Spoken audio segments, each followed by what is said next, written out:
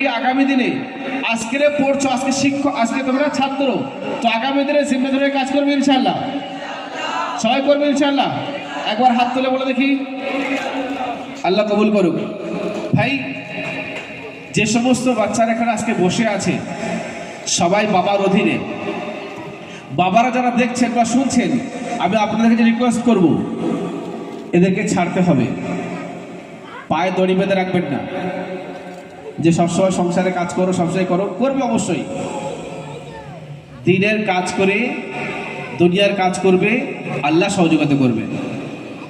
তার কারণ হচ্ছে মান কানা লিল্লাহি কানা আল্লাহু লাহু, অর্থাৎ যে আল্লাহর জন্য হলো আল্লাহ তার জন্য হবে, এটা আল্লাহর ওয়াদা।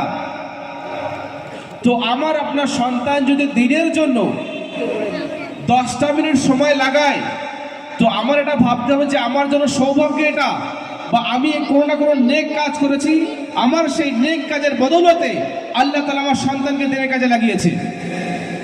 হয়তো আমার দ্বারা কোনো নেক কাজ হয়নি, হয়তো করতে পারছি না, আল্লাহ তাআলা আমার আমলকে কবুল করতে পারে, না করতেও পারে, কিন্তু আমার সন্তান যদি মাসুম হয় বা মাসুম না হলেও এ যদি দিনের কাজে কাজ করে, তাহলে বুঝতে হবে যে আল্লাহ তাআলা নিশ্চয়ই আমার কোনো আমলকে কবুল করেছে এবং আমার কোনো না কোনো দিতে পছন্দ করে, তবেই আল্লাহ তাআলা আমার সন্তানকে দিনের কাজে লাগিয়েছে। প্রমাণ নবী করিম সাল্লাল্লাহু আলাইহি ওয়াসাল্লাম কি বলছেন, মা ইউরিদুল্লাহু হাসানান ইউফাক্কিহু ফিদ্দিন, আল্লাহ তাআলা যাকে ভালো চান তাকে দিনের বুঝ এবং জ্ঞান দান করেন। তো আপনি যে সহযোগিতা করছেন সময় দিয়ে, আপনার সন্তানকে মক্তবে শিখতে পাঠাচ্ছেন এবং তার সঙ্গে শেখানোর জন্য জিম্মেদারি করতে পাঠাচ্ছেন, নিঃসন্দেহে আপনি কোনো না কোনো দিক থেকে দিনকে ভালোবাসেন এবং আল্লাহ আপনাকে ভালোবাসে।